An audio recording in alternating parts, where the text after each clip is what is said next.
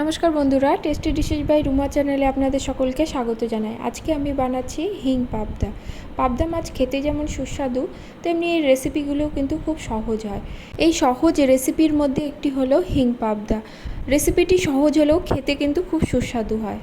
এই সহজ পাবদা মাছের রেসিপিটি করার জন্য প্রথমে কিছুটা পাবদা মাছ নিয়ে ভালো করে ধুয়ে নিয়েছি। তারপরে এর মধ্যে দিয়ে দিলাম নুন, হলুদ, অল্প হিং এবং তেল দিয়ে ভালো করে মেখে রেখে দেব।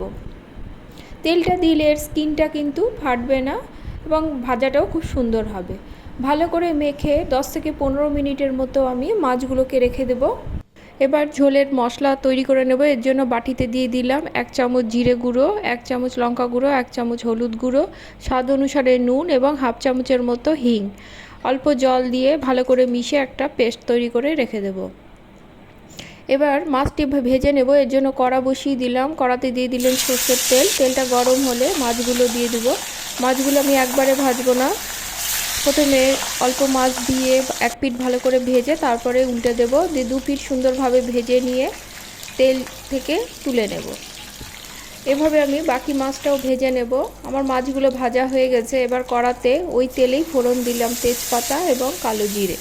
ফোড়ন থেকে সুন্দর গন্ধ বেরোলে গুলিয়ে রাখা মশলাটা দিয়ে দেব। মশলাটা দিয়ে 3 থেকে 4 মিনিট কিন্তু গ্যাসের ফ্লেমটা মিডিয়াম থেকে লোতে করে দিয়ে কষিয়ে নিতে হবে। মশলা থেকে যখন তেল ছেড়ে আসবে তখন আমি এর মধ্যে দিয়ে দেব জল।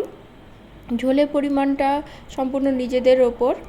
আমি একটু ঝোলের পরিমাণটা বেশি রাখবো, কারণ এই পাবদা মাছের ঝোলটা বেশ পাতলাই ভালো লাগে।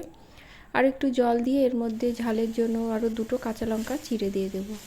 এবার ভালো করে মিশিয়ে ঝোলটা ফুটতে দেব। ঝোলটা ফুটে উঠলে আমি ভেজে রাখা মাছগুলো দিয়ে দেব। মাছগুলো দিয়ে গ্যাসের ফ্লেমটা মিডিয়াম থেকে লোতে করে 5 থেকে 7 মিনিট রান্না করে নেব।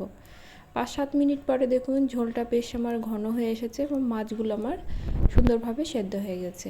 ভালো করে মিশিয়ে নিয়ে গ্যাসের ফ্লেমটা অফ করে দিয়ে পরিবেশনের পালা। ভিডিওটি ভালো লাগলে লাইক কমেন্ট করবেন এবং সাবস্ক্রাইব করে পাশে থাকবেন। দেখা হবে পরের কোনো রেসিপি নিয়ে। সকলে খুব ভালো থাকবেন। ধন্যবাদ সকলকে।